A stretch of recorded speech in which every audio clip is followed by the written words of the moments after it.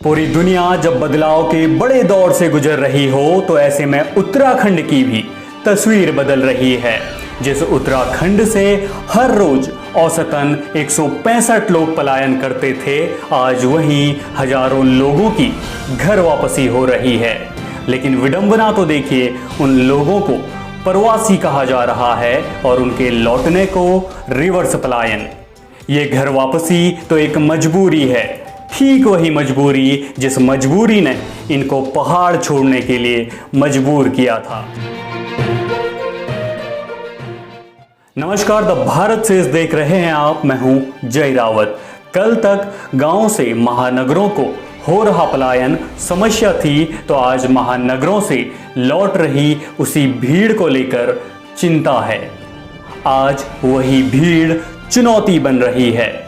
अपने घर गांव को लौट रही इस भीड़ में पहाड़ के बंजर हो चुके खेत, पहाड़ की बंजर हो चुकी जमीन अपना जीवन तलाश रही है। माना जा रहा है कि कोरोना काल के कारण ही सही, लेकिन पहाड़ लौटी जवानी पहाड़ के काम तो आएगी, यही दरकार भी थी। लेकिन सवाल भी है कि कैसे? क्या सरकार की मौजूदा योजनाओं से, क्या सरकार की मौजूदा रीति नीतियों से यह संभव है? काश ऐसा होता कि घर वापसी करने वाले बंजर खेतों की तस्वीर बदल पाते। काश ऐसा होता कि घर वापसी करने वालों को रोजगार के लिए महानगरों का रुख नहीं करना पड़ता। मगर जब राज्य के सियासतदानों की बदनीयती, कमजोर इच्छा शक्ति, सत्ता की भूख, सिस्टम की अदूरदर्शिता, सरकारी तंत्र के भ्रष्टाचार और आर्थिक तंगाहाली से जूझ रहा हो, तो ये सपना जैसा लगता है।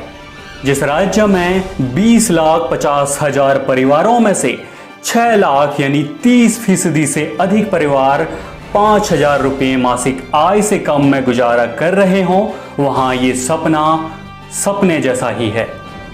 जिस राज्य में नाम मात्र की खेती की जमीन हो और उसमें भी 3/4 जोत 1 हेक्टेयर से कम हो, वो भी गोल खाते में हो, एक चक्र में ना हो, तो वहां खेती को रोजगार का जरिया बनाना रेगिस्तान में कुएं खोदने जैसा है। पहाड़ में कृषि कर्म इतना ही सहज होता तो जो लोग आज वापस लौट रहे हैं वो पलायन करते ही क्यों? ऐसा भी तो नहीं कि हमारी सरकारों ने पिछले 20 वर्षों में कुछ ऐसा करिश्मा कर दिया हो कि पहाड़ में खेती की राह आसान हो गई हो। उल्टा पिछले कुछ सालों में जो अच्छे खासे सरवज खेत थे वो बंजर हो चुके हैं।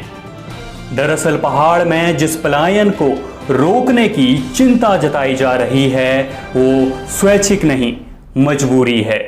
पलायन के ही आंकड़े बताते हैं कि पहाड़ से 41% पलायन गरीबी से और 16% से अधिक पलायन बेरोजगारी की वजह से हुए हैं। सरकारें जानती हैं कि बेरोजगारी और गरीबी का हल निकाले बिना ये पलायन को रोकना संभव नहीं है। लेकिन पीड़ा तो इस बात से है कि यहाँ सरकारें गरीबों और बेरोजगारों को ध्यान में रखकर योजनाएं बनाती ही नहीं हैं। ये हमारा दुर्भाग्य है कि पिछले 20 वर्षों में यहाँ विकास से ज़्यादा राजनीति की गलियां चकाचौंध हुई हैं। दरअसल हालिया तस्वीर तो ये है कि शहरीकरण ने कृषि क्षेत्र में रोजगार की संभावनाओं को खत्म कर दिया है और उद्योग राज्य के केवल 3 जनपदों तक सिमट कर रह चुके हैं।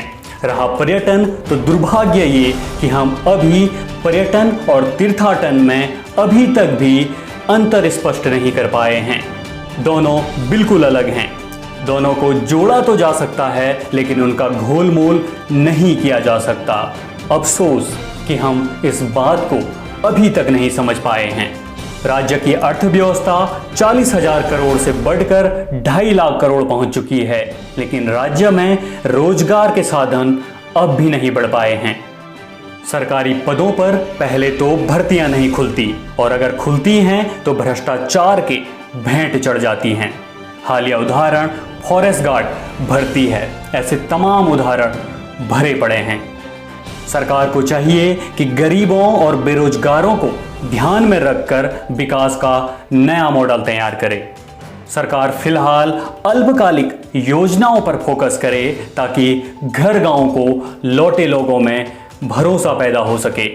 बंजर खेतों को मनरेगा से जोड़े, ठेकेदारी प्रथा पर अंकुश लगाए। लॉकडाउन के चलते राज्य को तकरीबन 9,000 करोड़ का नुकसान हो चुका है।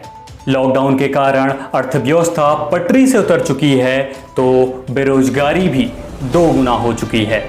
पहाड़ की परिस्थितियां आसान नहीं हैं। घर वापसी कर रहे युवाओं के साथ कोरोना भी पहाड़ चढ़ता जा रहा है। सरकार के पास बहुत समय तक ना तो संक्रमण से लड़ने के संसाधन हैं, ना ही बेरोजगारी पर नियंत्रण करने की कोई योजना है। आनन फानन में मुख्यमंत्री स्वरोजगार योजना लॉन्च कर 15 करोड़ के बजट की व्यवस्था की गई है, लेकिन सवाल ये कि बिना होमवर्क के ये योजना धरातल पर कितनी व्यवहारिक साबित होती है। दरअसल पहाड़ के लिए ये पहाड़ जैसी उम्मीद है। सरकार खेती की बात कर रही है, लेकिन यक्ष प्रश्न ये कि खेती की जमीन कहाँ।